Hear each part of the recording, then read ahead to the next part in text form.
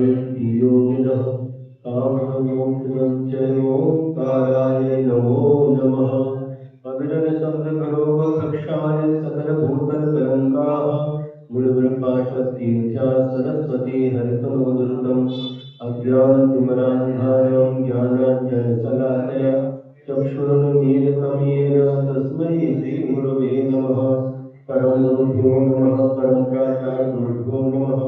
सकलकलस्मिन् ध्वंसकं श्रेयसां परिवर्तकं धर्मसम्बन्धकं भवति मनः प्रतिबोधकारकम् इदं शास्त्रं श्री योगसारनामधेयम् अस्य मूलग्रन्थकर्तारः श्री सर्वज्ञदेवाः तदुत्तरग्रन्थकर्तारः श्री गणधरदेवाः श्रुतिगणधरदेवाः तेषां वचोनुसार श्रीमद् आचार्य श्री योगीन्द्रदेव हि विरचितं मंगलम भगवान वीरो मंगलम गौतमो गणि मंगलम कुंदकुंदार्यो जैन धर्मोस्तु मंगलम सर्वमंगलमांगल्यं सर्वकल्याणकारकं प्रधानं सर्वधर्माणां जयतं जयतु शासनं जयनं जयतु शासनं कोटिशतं सहस्रैव कोट्यो लक्षाणशीति प्रतिभान्तैव पञ्चाशदृष्टौ च सहस्रसङ्ख्या वेदश्रुतं पञ्चपदं नमामि अरिहन्तभासियत्वं गणहरदेहृदन्त्यं सम्मं प्रणमामि भक्तियुक्तो सुरजानमहोमयं सुरसा इच्छादिवृत्ते सुरवती कामशुको कौतत्साविचुम् अंगोंगो पैंडे पावे परियमी सुपरमाणियो भोगवे चूड़िया जीव सुततैवे धम्मकायं शरच्चकालमञ्चेवी पूजेवी वन्दामि नमोऽस्तामि दुःखको मोक्षो मोहितां सुविगमनं समाहिमरणं देवसम्मति हो और वायु स्वाध्यायायां पूर्वाचार्योक्तमेन सकलकर्मक्षाकं भावपूजा वन्दनास्तुतं श्रीमदाचार्यभक्तिकाव्यसर्वं करोमि।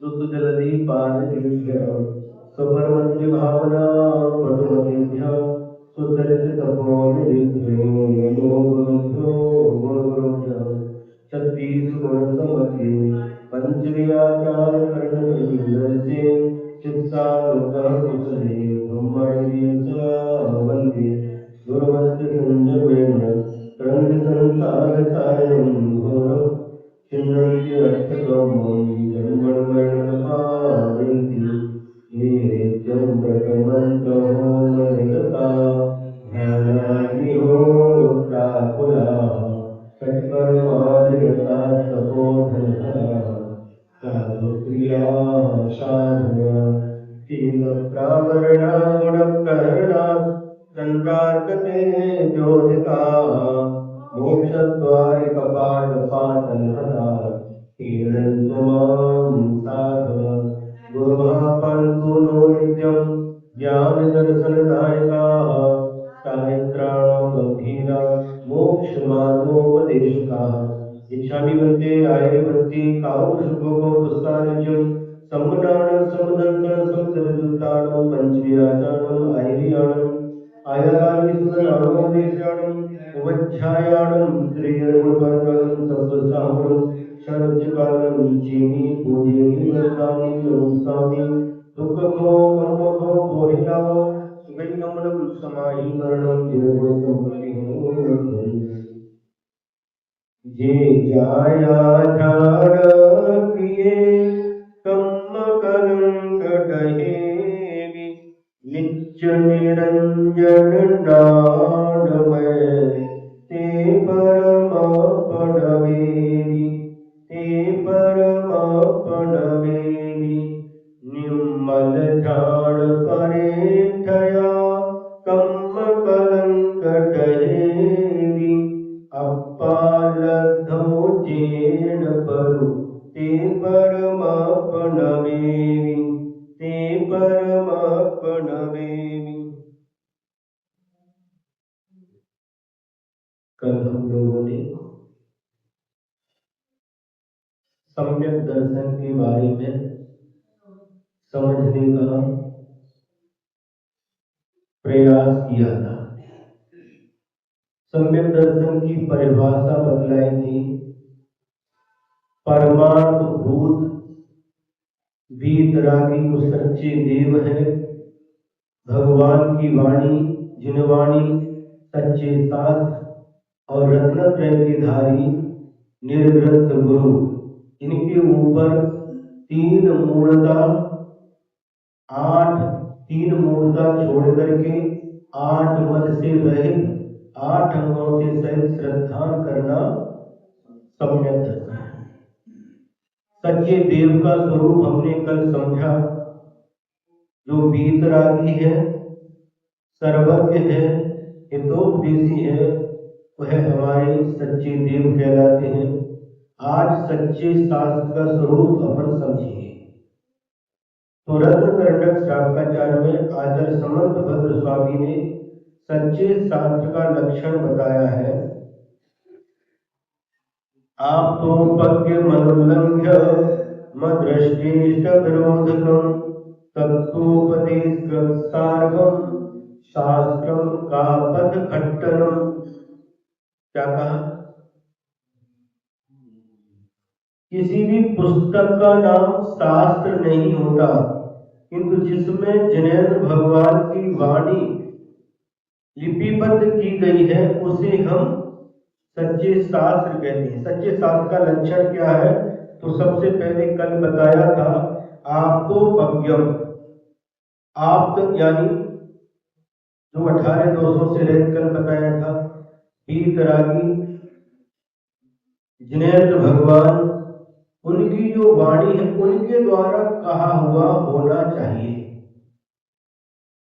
हमारे और आपके द्वारा कहा गया वह सच्चा शास्त्र नहीं कहला सकता, किंतु जो जिनेंद्र भगवान ने कहा हो, सबसे पहली शर्त क्या है? वीतरागी जिनेंद्र भगवान के द्वारा कहा हुआ हो और अनुल्लंघ्यम, जिसका कोई भी खंडन नहीं कर सके,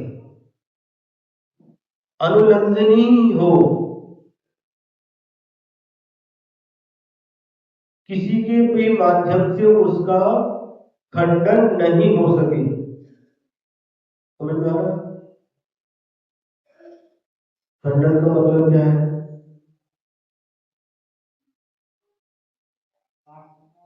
हाँ, किसी के भी माध्यम से वह बात काटी नहीं जा सके।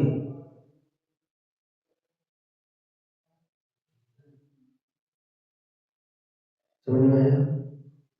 भगवान ने कहा कि तीर्थंकर 24 ही होते हैं।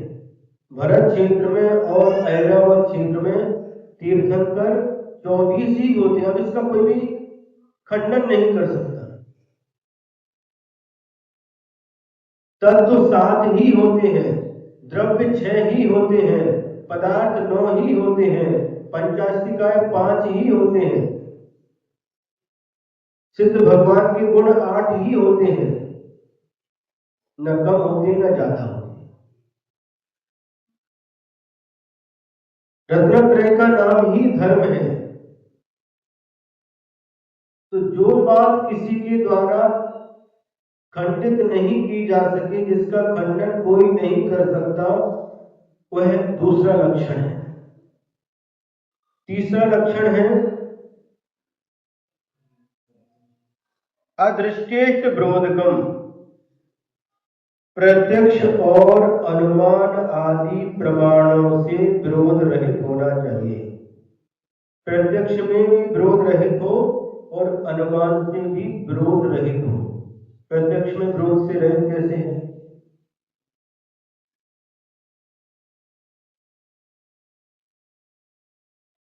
किसी ने कहा मेरी मां बांझ है, वंध्या है। मेरी मां वंध्या है, बांझ है। बांझ किसको बोलते हैं? जो महिला संतान को जन्म नहीं दे सकती उसे बांझ बोलते हैं या वंध्या बोलते हैं। और वो क्या बोल रहा है? मेरी मां बांझ है। तो ये क्या प्रत्यक्ष विरोध आ गया? जब बांझ है तो तेरा जन्म क्यों कैसे हुआ? इसको कहते हैं प्रत्यक्ष विरोध। इस प्रकार से प्रत्यक्ष विरोध से रहित होना चाहिए और अनुमान आदि से भी, अनुमान आदि जो प्रमाण है उससे भी कैसा होना चाहिए? विरोध से रहित होना चाहिए। अनुमान आदि प्रमाण के विरोध से भी रहित होना चाहिए। ये थोड़ा न्याय का विषय है ना? हाँ, इस प्रकार से जो प्रत्यक्ष और अनुमान आदि प्रमाणों से के विरोध से रहित है और तत्वोपदेशकृत, जिसमें यथार्थ तत्वों का या वस्तु स्वरूप का उपदेश करने वाला हो। 7 तत्वों का और वस्तु के स्वरूप का यथार्थ उपदेश करने वाला हो, ये चौथा लक्षण हो गया। फिर सार्वम, सब जीवों का हित करने वाला हो।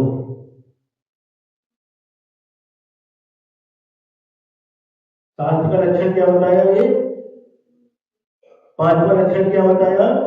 जो सभी जीवों का हित करने वाला हो।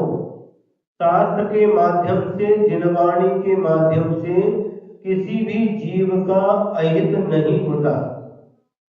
और यदि किसी जीव का अहित होता है तो वह जिनवाणी नहीं होती। जिनेंद्र भगवान की वाणी के माध्यम से किसी भी जीव का कभी भी अहित नहीं होता।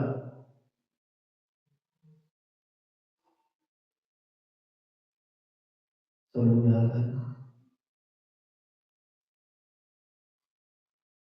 ये यथार्थ है।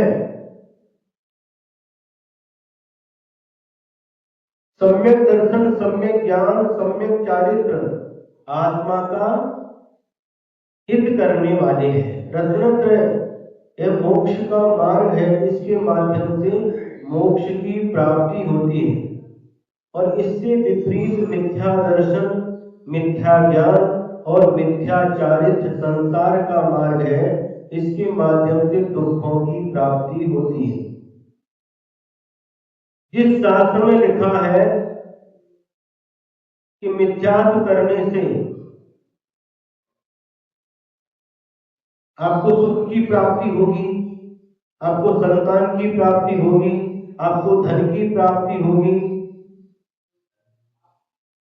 आप जो मनोकामना लेकर के आएंगे सारी की सारी पूर्ण हो जाएगी, तो यह शास्त्र सच्चा शास्त्र नहीं कहला सकता। समझ में आ रहा है? वह शास्त्र सच्चा शास्त्र नहीं कहला सकता।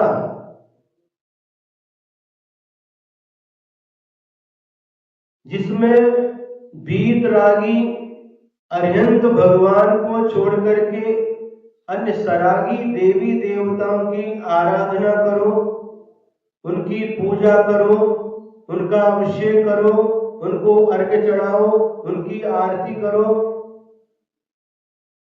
उनके उपवास करो। इस प्रकार से जिस शास्त्र में वर्णन है वह शास्त्र सच्चा शास्त्र नहीं हो सकता।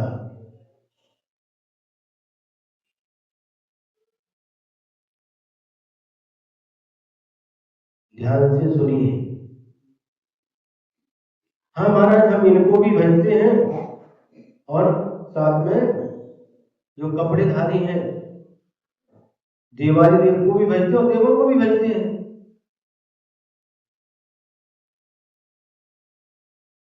सर्वधर्म समभाव।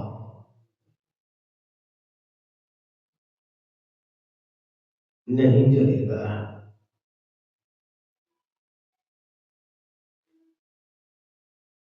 महाराज हम दूध भी पीते हैं और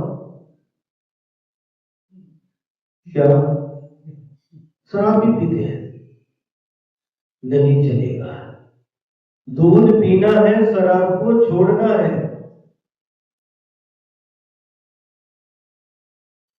कई लोग कहते हैं पहले पासून, दूध भी पहले पासून है और शराब भी पहले पासून है, लेकिन शराब छोड़ने योग्य है और दूध पीने योग्य है। ये विवेक हमें जागृत करना पड़ेगा। सभी देव एक समान नहीं होते। जिस प्रकार से सभी पत्थर एक समान नहीं होते। जमीन खोदते हैं उसमें भी पत्थर निकलता है, और एक रत्न उसको भी पत्थर कहते हैं, वो भी पाषाण की ही पर्याय है। दोनों एक समान है क्या? रत्न पाषाण और सामान्य पाषाण, पाषाण दोनों का नाम एक जैसा है। यहाँ पूना में भी एक जगह का नाम पाषाण है कि नहीं? एक जगह का नाम पाषाण है।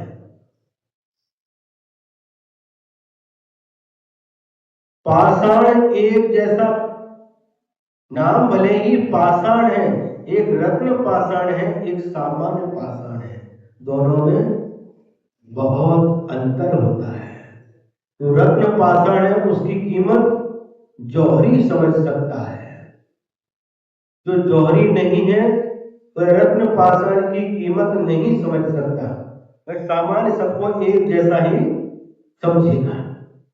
उसी प्रकार से दूध, गाय का दूध है, भैंस का दूध है, और एक अकौवा का दूध होता है, दूध बोलते उसको।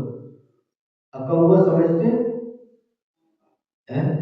आग मराठी में क्या बोलते हैं उसको? रुई, रुई का पेड़ बोलते हैं। कापूस नहीं, एक पेड़ रहता है पान के जैसे, उसके पत्ते रहते हैं, उसको तोड़ो तो उसमें सफेद सफेद फूल जैसा निकलता है। जब पैर में कांटा चला जाता है तो उसको लगा देते तो कांटा बाहर आता है, ऐसा सुनते हैं। रुई का बोलते ना? हाँ, तो उसका भी वो दूध निकलता है, दूध बोलते उसको। कैसा कलर रहता है उसका? दूध के जैसे सफेद ही होता है। गाय का दूध भी, भैंस का दूध भी सफेद है, तो वो भी दूध निकाल के रखो, उसको भी दूध कहते हैं। लेकिन गाय का दूध बलवर्धक है, प्राणों की रक्षा करता है, और आग का दूध प्राणों को लेने वाला है।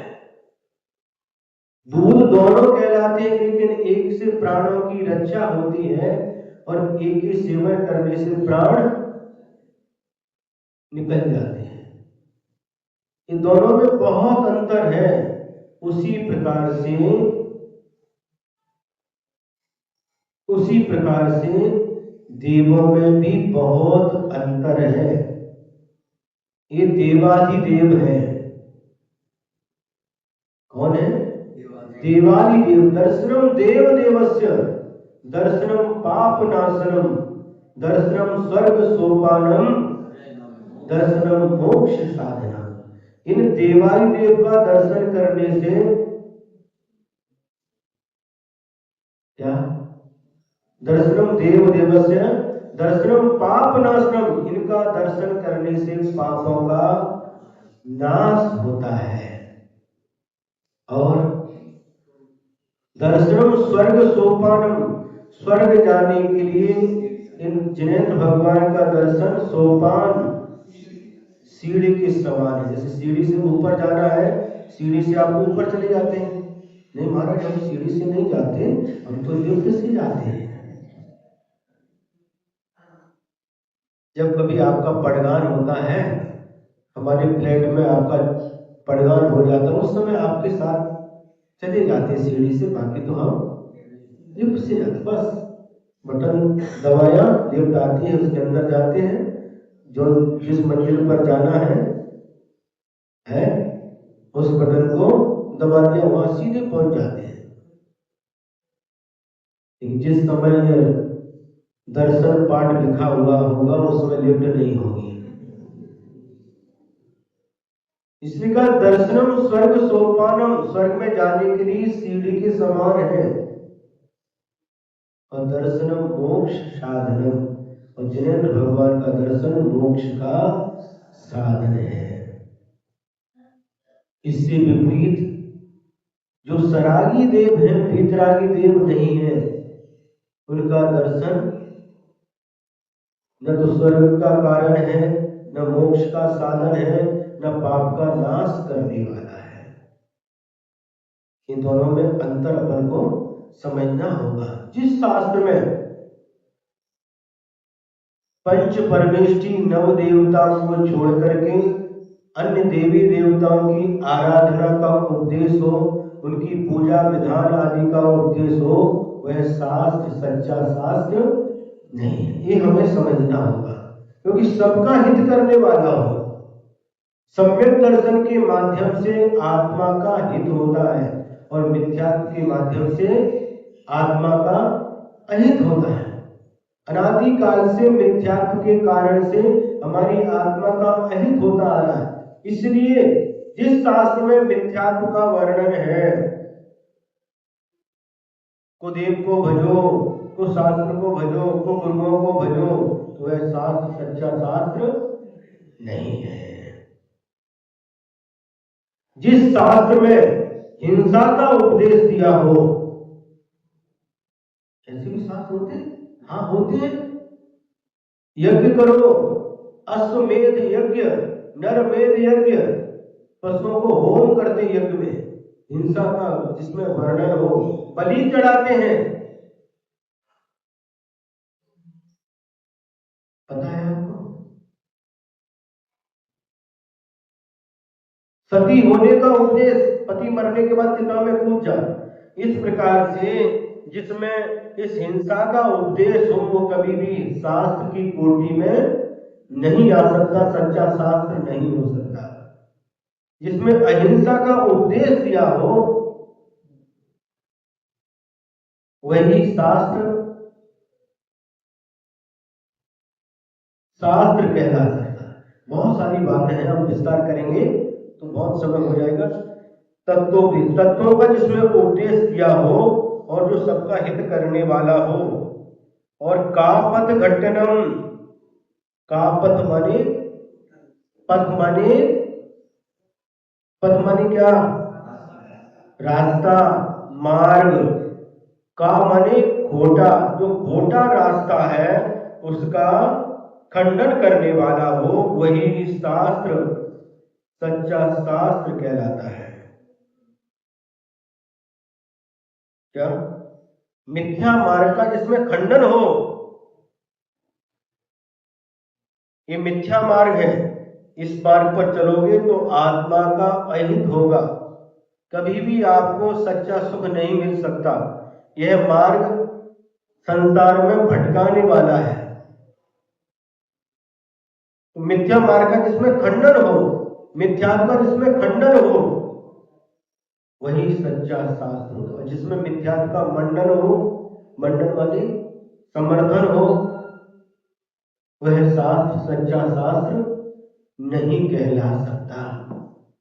तो ये बातें होंगी। सच्चे शास्त्र को क्या हो गया, जो जिनेंद्र भगवान के द्वारा कहा गया हो, किसी के द्वारा उसका खंडन नहीं किया जा सके। इसके बाद में प्रत्यक्ष और अनुमान आदि प्रमाणों के विरोध से रहित हो, तत्वोपदेश, तत्व का उपदेश करने वाला हो, और सभी जीवों का हितकारी हो, और खोटे मार्ग का खंडन करने वाला हो। ये 6 लक्षण जिसमें होते हैं वही सच्चा शास्त्र कहलाता है।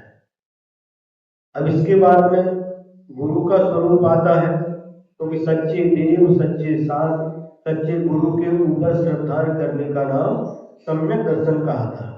तो गुरु, सच्चे गुरु का स्वरूप क्या है? जो रत्नत्रय के धारी हो। क्या हमारे गुरु का स्वरूप क्या है? पीछी कमंडल नहीं, पीछी कमंडल तो गौण है, रत्नत्रय मुख्य है। सम्यक दर्शन, सम्यक ज्ञान और सम्यक चारित्र को जिन्होंने धारण किया है वह कभी भी मिथ्या मार्ग का उपदेश नहीं देते।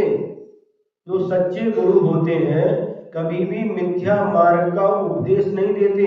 कभी भी सरागी देवी देवताओं की आराधना करो, इनका अभिषेक करो, इनके मंत्र का जाप करो, ऐसा उपदेश नहीं देते। इतना इनका जाप कर लो तुम्हारा काम सिद्ध हो जाएगा। ये सब क्या है? मिथ्यात्व है। इसी पूना की बात है, जब 10 साल पहले हम आए थे चिंचवड़ में, पंच कल्याणक हुआ था मुनि सुब्रतनाथ भगवान का, उस समय आए थे हम। 10 साल पुरानी बात है। चिंचवड़ से आहार के लिए गए 1-1.5 किलोमीटर, और किसी का घर था, फ्लैट था, लेकर के गए। आहार हो गया, महाराज थोड़ा सा बैठिए। बैठ गए 2-5 मिनट के लिए। महाराज जी हमारा घर है, ये रूम है, ये किचन है, सब दिखा रहे थे। और वहीं पर एक पर्दा लगा था। मैं सब तो बता दिया, इस पर्दे में क्या है? तो महिला थी, वो खड़ी हुई उस पर्दे के सामने, ऐसे दोनों हाथ, महाराज यहाँ कुछ भी नहीं है, ऐसे दोनों हाथ फैला दिए पीछे पर्दे की तरफ पीट करके, महाराज यहाँ कुछ भी नहीं है। हमने मन में सोचा यहाँ कुछ भी नहीं है, मतलब जरूर कुछ ना कुछ है। क्योंकि निषेध में आकर्षण होता है। मना करें यहाँ कुछ भी नहीं तो पर्दा क्यों लगाया? मन में सोचा, 2 मिनट के 5 मिनट के लिए बैठे, थोड़ा उपदेश दिया, फिर जब जाने लगे और जाते जाते सब बैठ गए थे, उधर गए, जाकर के पीछे से पर्दा को अलग करके देखा। अरे बाबा क्या था? ये नाम नहीं लेना, नाम होना चाहिए। क्या था?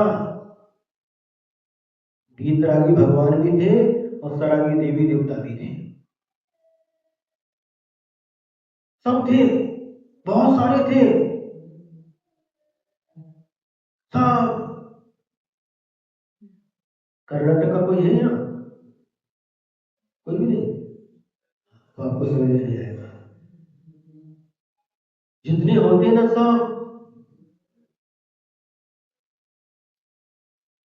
समझ में आ गया? शिरडी के भी, पंढरपुर के भी, कहाँ के, जिधर जिधर के सब पत्थर, एक पत्थर पर भी सिंदूर लगा करके रखा था। और उसी के बीच में एक यंत्र था, और यंत्र किसका था? चांदी का था। और हमने उसको उठाया और हाथ में लिया और उसको पढ़ा। उस पर क्या लिखा था मालूम है? भरपूर धन संपत्ति देनारे यंत्र।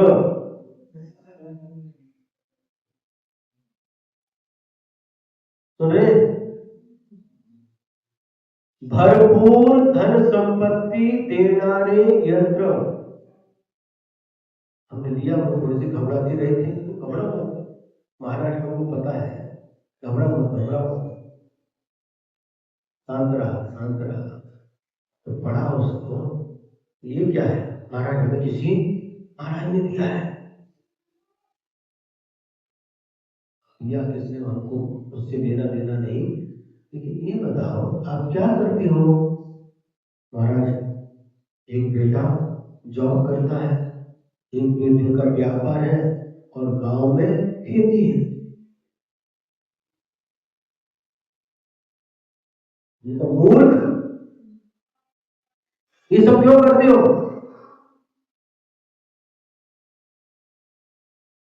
जब तुम्हारे पास में भरपूर धन संपत्ति देने वाला यंत्र है, फिर व्यापार करने की क्या जरूरत है?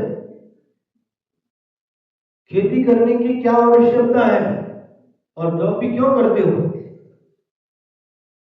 जब ये यंत्र देने वाला है ना, ये सब बंद करो तो घर में आराम से बैठो।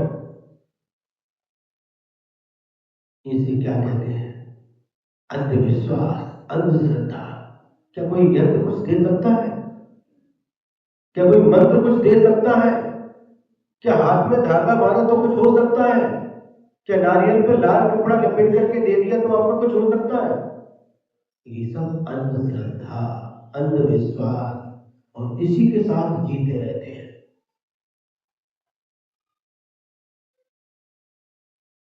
ये क्या करने वाले देवी देवता? कुछ भी नहीं कर सकते। हमारा पुण्य है तो हमारे पुण्य से कभी अनुकूलताएं बनती हैं। जब पाप का उदय आता है, सब छोड़ करके चले जाते हैं, अपने भी पराये हो जाते हैं। समझ में आ रहा है? जिनको हम अपना समझते थे, अपना समझ करके जिनको हम लेकर के आए, पाला पोसा बड़ा किया, इनके साथ शादी करके लाए, हम एक दूसरे के हैं। एक दूसरे के बिना एक मिनट भी नहीं रह सकते। ये सब झूठी बातें हैं। क्यों? हम तुम्हारे बिना नहीं रह सकते, ये सब बातें झूठी हैं। अच्छी लगती है, लेकिन सुनने में बहुत अच्छी लगती है। क्यों भाई? क्यों हंसते हो? ये सब झूठी बातें हैं। जब कष्ट के दिन आते हैं, अपने सगे ही किनारा कर जाते हैं। सुन रहे? जो हरा भरा पेड़ था, पक्षियों ने आकर के उसके ऊपर घोंसले बनाए। पक्षी जिस पर रहते थे, है पक्षियों का वह क्या था? है रहने का स्थान था। उस पर रहते थे, घोंसले बना करके रहते थे, झूलते थे, आराम से रहते थे। और जब गर्मी का समय आता है, सूर्य की तीक्ष्ण किरणें उस पेड़ के पत्तों को सुखा देती है, झड़ा देती है। पेड़ पर कोई भी पत्ते नहीं रहते, फल नहीं रहते, तो पक्षी भी उस पेड़ को छोड़ करके, बोलो, चले जाते हैं। उसी प्रकार से जो आपको, आपके प्रति विशेष क्या रखते हैं? प्रेम रखते हैं, स्नेह रखते हैं। वह स्नेह किसके प्रति है? या तो आपके धन के प्रति है, या आपके रूप के प्रति है। समझ में आ रहा है? धन के प्रति तो धन समाप्त होती है, वो स्नेह भी समाप्त हो जाता है। और रूप के प्रति है, रूप में मान लो सफेद दाग आ गए इस चेहरे के ऊपर, तो प्रेम करने वाला व्यक्ति भी नफरत करने लग जाता है। ये वास्तविकता है। समझ में आ रहा है? क्यों? समझ में आ रहा है? हाँ। तो क्या कह रहे थे? तो गुरु हमेशा सन्मार्ग का ही उपदेश देते हैं। सम्यक दर्शन, सम्यक ज्ञान, सम्यक चारित्र्य, इसका ही उपदेश देते हैं। जिनेंद्र भगवान की अभिषेक पूजा का उपदेश देते हैं। और कोई ऐसा कहे कि भगवान का भी करो, और जो कपड़े वाले हैं उनका भी अभिषेक करो, उनका भी पूजन करो, तो ये मिथ्यात्व की क्रिया है। जब मिथ्यात्व का उपदेश है, तो वहां पर जहाँ रत्नात्रय है वह सच्चे गुरु है, और रत्नात्रय नहीं है तो वहां पर, समझ में आ गया? इस प्रकार से सच्ची देव, सच्ची सास, सच्चे गुरु के ऊपर श्रद्धा करना, 8 अंगों से सहित निकल निशंकित निकांक्षित चिकित्सा, मूल दृष्टि, उपगोहन, स्थितिकरण, वात्सल्य और प्रभावना। विस्तार करेंगे तो बहुत समय लगेगा। इनके साथ 8 पद को छोड़ करके 3 मूर्धा छोड़ करके इनके ऊपर सच्चे देव शास्त्र के ऊपर श्रद्धा रखना, इसका नाम संवेदन। बहुत संक्षेप से आपको समझाया है, क्योंकि विस्तार करेंगे तो फिर कितने दिन लग जाएंगे पता नहीं। तो कल 90 नंबर का दोहा सूत्र हुआ था, है ना?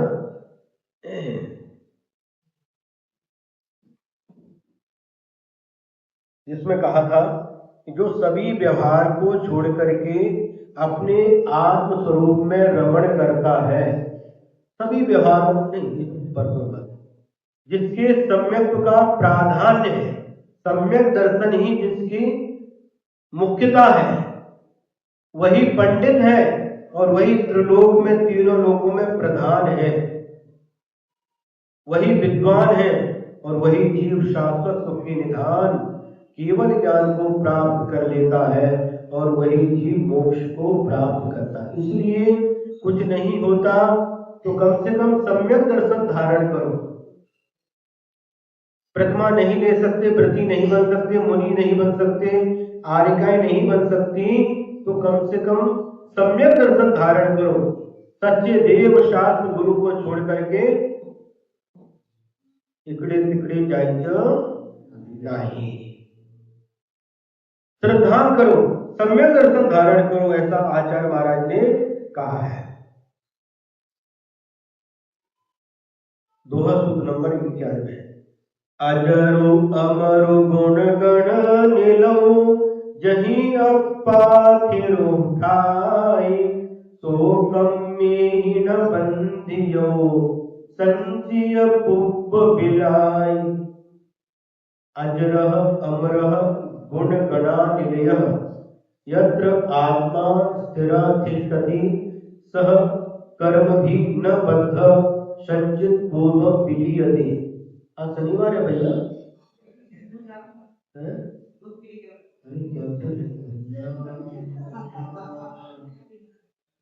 अमृत छोड़ करके दूध के लिए जा रहे हो।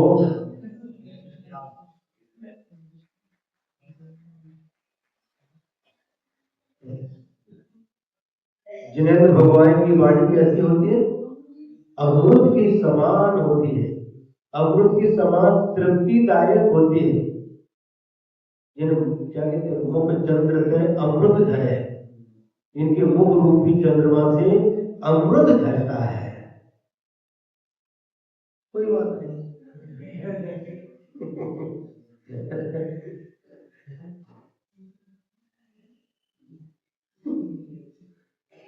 कितने सारे विकल्प रहते घर गृहस्थी में। दूध लाना है, बच्चों के लिए टिफिन तैयार करना, बच्चों के स्कूल छोड़ना, लेने जाना, ऑफिस जाना, कितने सारे विकल्प विहार रहते हैं। और उसमें से थोड़ा सा समय मिलता है जब हम इस अमृत का पान कर पाते हैं। कैसा लग रहा आपको? क्यों आनंद आ रहा है? हाँ, जिनेंद्र भगवान की वाणी हमेशा आनंददायी होती है, मीठी, तृप्तिकारक होती है। देखिए क्या कह रहे हैं, जहां अजर अमर और गुणों की निलयभूत आत्मा स्थिर हो जाती है, वहां जीव कर्मों से बद्ध नहीं होता और वहां पूर्व में संचित किए हुए कर्मों का भी नाश होता है। आत्मा कैसी है? अजर अमर। अजर किसको कहते हैं? जरा माने बुढ़ापा होता है। जरा माने बुढ़ापा होता है। आप पूजन करते ना, ओम ह्रीम देवादिदेव श्री शांतिनाथ जनेन्द्राय जन्म जरा मृत्यु विनाशनाय जन्म निरुपामिति स्वाहा करते हैं। तो इसमें जन्म जरा और मृत्यु का नाश हो, बुढ़ापा भी नहीं चाहिए। कोई बुढ़ापा चाहता है? क्यों बोलो, कोई बुढ़ापा चाहता है क्या? बुढ़ापा मतलब मातारापन है, काले काले बाल जिसमें तेल डालते थे और बढ़िया कंघी करते थे और देखते ही देखते सफेद हो जाते हैं और झड़ भी जाते हैं।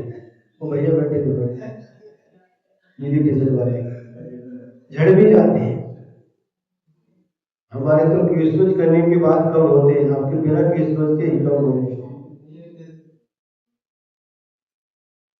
दांत गिरने लग जाते हैं, कमर झुक जाती है, घुटने में दर्द होता है, एक हाथ में चलते समय लाठी भी आ जाती है और आंखों से दिखना कम हो जाता है, कानों से सुनाई कम देता है, सारी इंद्रियां शिथिल हो जाती है और मुंह से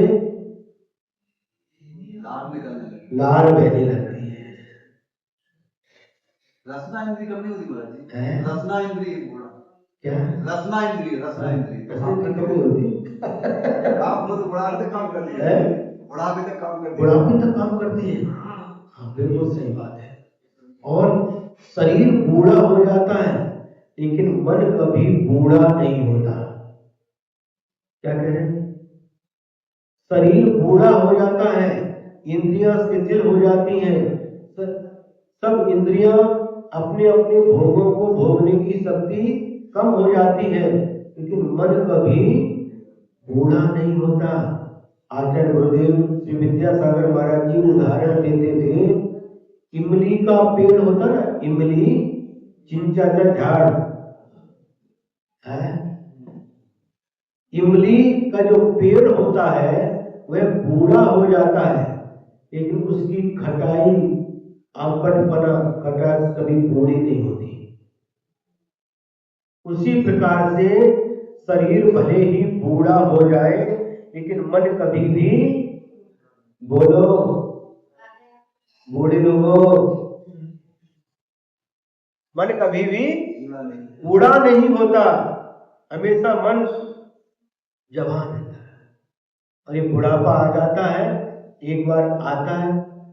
एक और चीज कहते थे आचार्य श्री, जवानी आती रहती नहीं और बुढ़ापा आया जाता नहीं, लेकर के जाता है।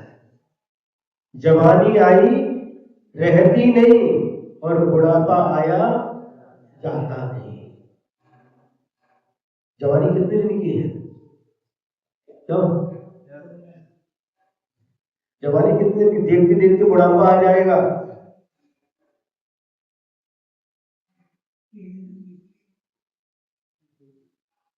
हाँ महाराज, फिर भी उसको क्या छिपाती है, बुढ़ापे को छिपाती है। कैसे? जो सफेद बाल को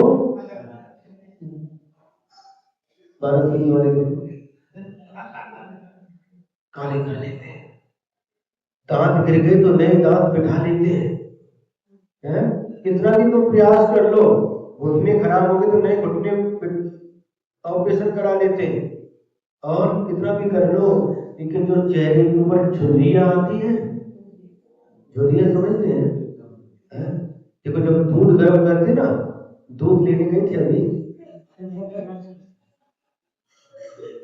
जब दूध तपाते हैं भगोनी में रख करके और एक बार उसके ऊपर मलाई आती है साय, उस मलाई को निकाल लो, फिर दूसरी बार जो मलाई आती है उसके ऊपर कितनी सारी झुर्रियां रहती है, वैसी झुर्रियां चेहरे पर आ जाती है। अब उसको आप दूर नहीं कर सकती।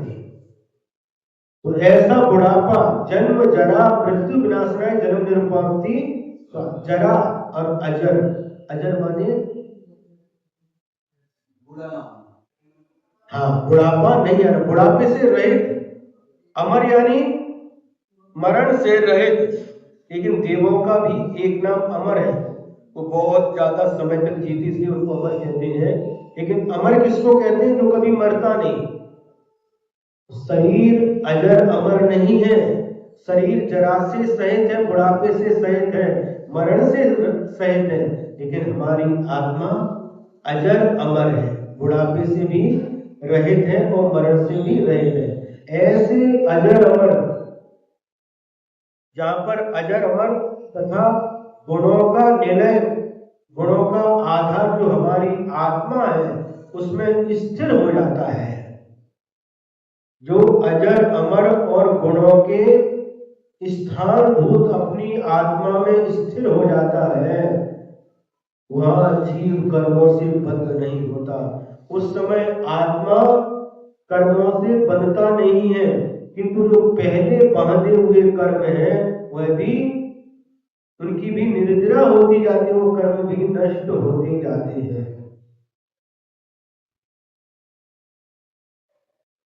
समझ में आ रहा है?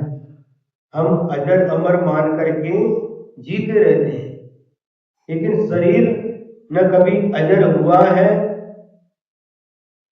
और न कभी अमर हुआ है, और आत्मा अजर अमर है। उसकी तरफ हमारी दृष्टि जाती नहीं है, शरीर को लेकर के ही हम जीते रहते हैं, शरीर को ही हम अपना समझ करके जीते हैं। बार बार दर्पण में अपना चेहरा निहारते रहते हैं, देखते रहते हैं। दर्पण किसको देखने के लिए होता है? बोलो। एक दर्पण होता है, एक टॉर्च होती है। रात में जब अंधेरा होता है ना तो टॉर्च लेते हैं। तो दर्पण, दर्पण में हम क्या देखते हैं? खुद को देखते हैं ना। हाँ, दर्पण में हम खुद को देखते हैं, लेकिन जिसको हम खुद समझते हैं वह खुद नहीं है। दर्पण में हम अपना चेहरा देखते हैं और टॉर्च हमें हमेशा दूसरी तरफ जाती है, दूसरे को देखने के लिए होती है, जीव जंतुओं को बचाने के लिए होती है। कभी टॉर्च लेकर के हमने ऐसा व्यक्ति नहीं देखा, टॉर्च लेकर के अपने आप को देख रहा हो, ये मेरे हाथ है, ये पैर है, ये मुंह है, ये ऐसा देखा क्या? तो भाई बोलो ना, थोड़ा तो बोलो करो तो हमको लगे कि आपको समझ में आ रहा है। तो दर्पण अपने आप को देखने के लिए होता है। कहां पर कोई गंदगी तो नहीं लगी, व्यवस्थित हुआ कि नहीं सब कुछ, ये देखने के लिए दर्पण होता है। तो भगवान भी हमारे दर्पण के समान है, जिसमें मैं अपने आप को निहारता रहता हूं।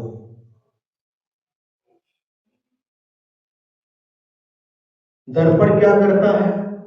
जो जैसा है उसे वैसा दिखाता है। जो अच्छा है उसको अच्छा दिखाता है, बुरा उसको बुरा दिखाता है। गोरा है उसको गोरा दिखाता है, जो काला है उसको काला दिखाता है। वो तो सिर्फ दिखाने का काम करता है। उसी प्रकार से जैन भगवान की प्रतिमा में हमें अपनी आत्मा को देखने का प्रयास करना चाहिए। ये हमारे दर्पण है, अपने आप को देखें हमें क्या कमी है और उस कमी को दूर करके हमें भी एक दिन भगवान बनना है, ऐसी भावना प्रति क्षण भाना चाहिए।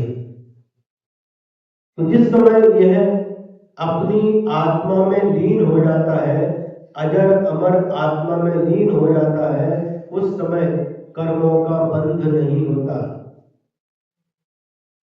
अशुभ कर्मों का बंध नहीं होता, किंतु अशुभ कर्मों की निर्जना होती जाती है, शुभ कर्म नष्ट होते जाते हैं, ऐसा यहाँ पर कहा गया है।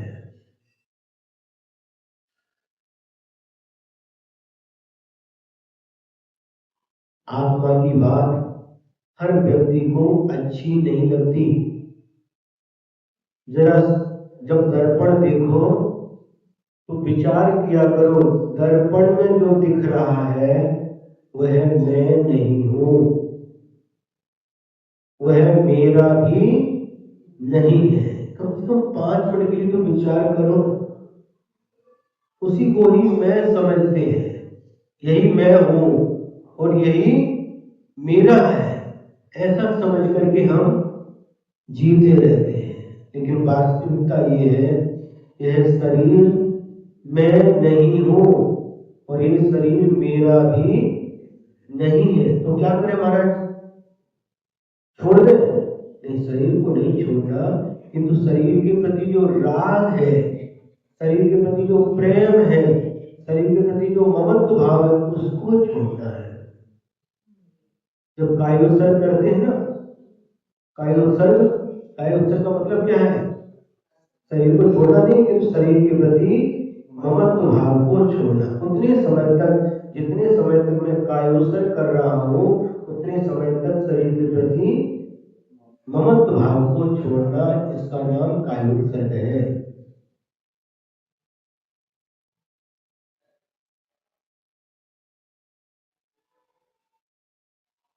समझ में आ रहा है?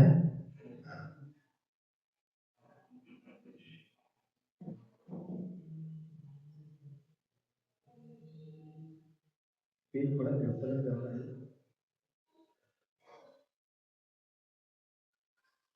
जय सलिलेन न लिप्यई कमलनि पत्त कयावि, तह कम्मेहिं न लिप्यई जैरै अप्पसहामि। यथा सलिलेन न लिप्यते कमलिनी पत्रम कदा अपि, तथा कर्मभि न लिप्यते यदि रति आत्म स्वभावी।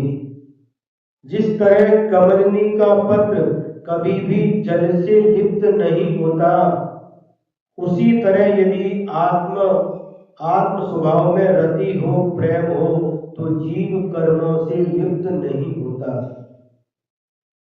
कमल जल में रहता है लेकिन जल से भिन्न रहता है, जल से स्पर्श नहीं करता, जल में रहते हुए भी जल से भिन्न रहता है।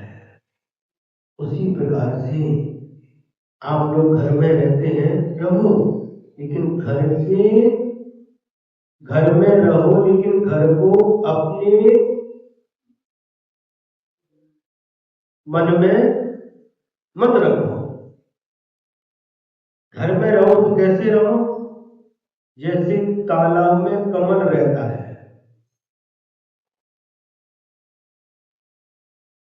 समझ में आ रहा है?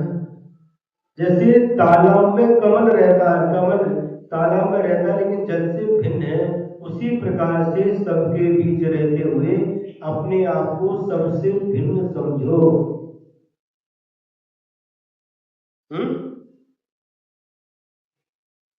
कितना सुंदर उदाहरण दिया है। जल में उत्पन्न होता है, जल में रहता लेकिन जल से भिन्न रहता, उसी प्रकार से यदि आत्मा भी अपने स्वभाव में रति करे, अपने में प्रेम करे, तो कभी भी कर्मों से लिप्त नहीं होता।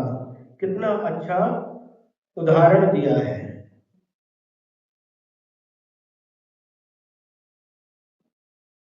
अपने आप में रहो।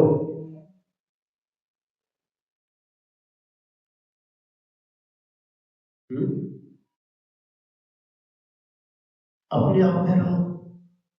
बाहर देखा कि कर्मों का बंध प्रारंभ हो जाता है। देखा मतलब बाहर गए, किसी भी इंद्रिय के माध्यम से, मन के माध्यम से बाहर गए तो कर्मों का बंध प्रारंभ हो जाता है।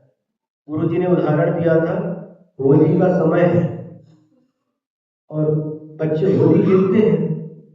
अब एक बच्चा ऐसा है जो होली जिसको पसंद नहीं है, तो उसने पूरा, मम्मी ने समझा दिया, बेटा दरवाजा खिड़की बंद करके घर में ही रहना है, ठीक है। घर में बाहर गया ही नहीं। दोस्त मित्र आए, बुलाया, लेकिन फिर भी नहीं गया। दोपहर के समय खिड़की खोल करके देखता है बाहर कैसा चलता है, क्या चल रहा है, और खिड़की खोली और बाहर से ही क्या रंग खिड़की से अंदर फेंक दिया। जब तक अंदर था तब तक वह रंग बाहर था, उसको नहीं लगा। जैसे ही खिड़की खोली वह रंग मित्र ने अंदर की तरफ फेंक दिया, घोल करके फेंक दिया, रंग आ गया। तो जब हम बाहर झांकते हैं, रसना, घ्राण, चक्षु, स्पर्शन और कर्ण इंद्रियों के माध्यम से बाहर की ओर जाते हैं, तो कर्म रूपी रंग हमारी आत्मा से लग जाता है। और जब तक हम अपने अंदर रहते हैं तब तक वह कर्म रूपी रंग हमारी आत्मा तक नहीं पहुंच पाता। यहाँ पर रंग का उदाहरण है, यहाँ पर कीचड़ का उदाहरण है, जल का उदाहरण है।